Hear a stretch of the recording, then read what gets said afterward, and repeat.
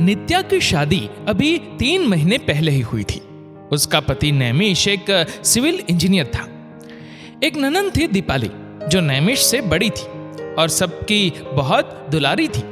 खासकर उसकी सास पार्वती जी की तो वो जान थी। ससुर राजीव जी वीज कंपनी में काम करती थी। आज दीपाली 1 महीने के लिए अपने मायके रहने के लिए आ रही थी, क्योंकि उसके पति प्रतीक को बिजनेस के सिलसिले में बाहर जाना पड़ रहा था। तो उसने सोचा कि जब तक प्रतीक आ नहीं जाते तब तक मैं मायके में आराम करती हूँ, क्योंकि दीपाली शादी के बाद से जब भी मायके आती तो आराम करने के लिए ही आती थी। वो कुछ भी काम नहीं करती थी, क्योंकि पार्वती जी का कहना था कि बेटियां मायके में काम नहीं करती। दीपाली का ये प्रोग्राम अचानक बना, इसलिए पार्वती जी को इसके बारे में पता नहीं था। और इसी समय पार्वती जी का वैष्णो देवी जाने का प्रोग्राम बन गया था और राजीव जी भी उनके साथ जा रहे थे।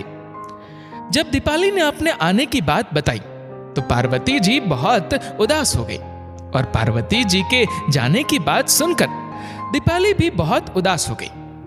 पार्वती जी दीपाली के आने की वजह से जाना नहीं चाह रही थी, लेकिन जाना उनकी मजबूरी थी, क्योंकि वहां पर नैमिष की एक मन्नत थी जो इसी समय पूरी करनी थी।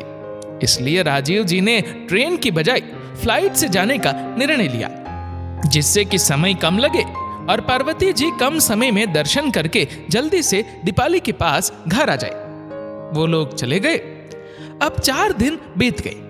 इन 4 दिनों में नित्या ने अपनी तरफ से पूरी कोशिश की कि दीपाली को उसकी माँ यानी पार्वती जी की कमी न महसूस हो। उसकी पसंद की सारी चीजें भी बनाती थी और उसे बिल्कुल भी काम नहीं करने देती थी। नित्या जानती थी कि पार्वती जी को दीपाली का मायके में काम करना बिल्कुल अच्छा नहीं लगता, तो वो उसे पूरी तरीके से आराम ही करवाती थी। लेकिन पार्वती जी के इस स्वभाव के कारण दीपाली को भी मायके में अब अपने आप पानी लेके पीना भी बहुत कष्ट देता था। जिस दिन पार्वती जी और राजीव जी को वापस आना था, उसी दिन सुबह जब नित्या सोकर उठी तो उसको बुखार था और चक्कर भी आ रहे थे और गर्दन में भी बहुत दर्द और सूजन थी। इसलिए नैमिष उसे डॉक्टर के पास दिखाने ले गया। तो डॉक्टर ने नैमिष को बताया कि नित्या को ज्यादा काम और थकान की वजह से ये समस्याएं हो रही थी। डॉक्टर ने नित्या को आराम करने के लिए कहा। पार्वती जी के वापस आने का समय भी हो गया था। उसी दिन उनकी वापसी की फ्लाइट थी। जब नैमिष नित्या को लेकर घर आया तो उसने नित्या से एक औपचारिकता भर उसका हालचाल पूछ लिया। नैमिष ने नित्या को आराम करने के लिए कमरे में लिटा दिया और दीपाली से चाय बनाने के लिए कहा।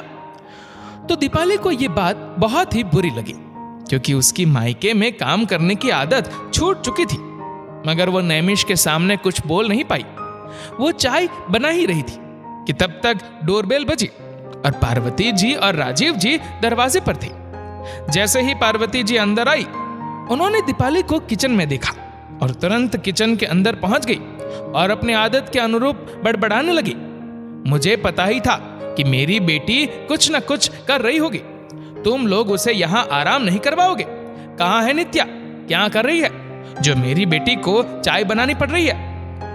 नित्या अपने कमरे में आराम कर रही है, उसकी तबीयत ठीक नहीं है, नैमिष ने कहा। पार्वती जी कुछ कहती उससे पहले राजीव जी ने नैमिष से नित्या का हालचाल पूछा। लेकिन एक पार्वती जी थी जिन्हें बेटी के आगे बहू की तकलीफ दिखाई नहीं दे रही थी। उन्होंने फिर कहा, इतनी बीमार है कि तुझे तेरी बहन चाय बना के पिला रही है। अब इस बार नैमिष बर्दाश्त नहीं कर पाया। उसे मां के साथ साथ बहन का बर्ताव भी सही नहीं लगा, क्योंकि इतना सब हो रहा था और वो कुछ भी कहने के बजाय चुपचाप खड़ी थी। उसने कहा, मम्मी, दीदी से चाय बनाने को मैंने ही कहा था और अब मुझे लगता है कि मैंने गलत किया। लेकिन एक बात बताइए मम्मी, मेरी और दीदी की शादी से पहले मुझे कुछ भी खाना होता था तो मैं दीदी को कहता था और दीदी खुशी से बनाती थी। तो शादी के बाद क्या हम दोनों का वो रिश्ता बदल गया है? नित्या आपके जाने के बाद से बस हर समय इसी कोशिश में लगी रही कि दीदी को आपकी कमी महसूस न हो, और ज्यादा काम और थकान के कारण उसे बहुत दिक्कत हो रही थी। तो डॉक्टर ने आराम करने की सलाह दी। वो तो मान नहीं रही थी। मैंने डॉक्टर से जबरदस्ती नींद की दवाई ली, क्योंकि मुझे पता था कि दीदी की वजह से वो जब तक जागेगी तब तक आराम नहीं करेगी। ये घर दीदी का भी है, तो अगर उसने अपने भाई को भाभी के बीमार होने पर चाय बना दी तो क्या गलत किया? घर के लोग मुसीबत में काम नहीं आएंगे तो कौन आएगा? दीदी को हम सब लोग बहुत प्यार करते हैं, लेकिन नित्या भी इंसान है। जिसको आप इतना कह रही है, उसको तो पता भी नहीं कि आप लोग आ गए हैं और यहाँ ये सब हो रहा है। माफ करना मम्मी, बहुत कुछ कह दिया, लेकिन ये मेरी दीदी है। मैं भी जानता हूँ कि आपको शादी के बाद दीदी का मायके में काम करना नहीं अच्छा लगता, लेकिन घर के नाते परेशानी में हमारी मदद तो कर सकती है ना दीदी?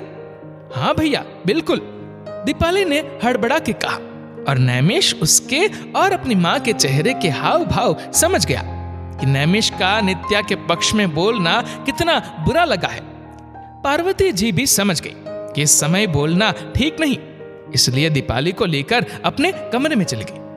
राजीव जी ये सब देखकर मुस्कुरा रहे थे और बोले, शाबाश बेटा, पता नहीं, जब दामाद बेटियों का पक्ष लेते हैं तो लोगों को बहुत अच्छा लगता है, लेकिन वही काम जब बेटा करता है और बहू का पक्ष लेता है तो बुरा क्यों लगता है?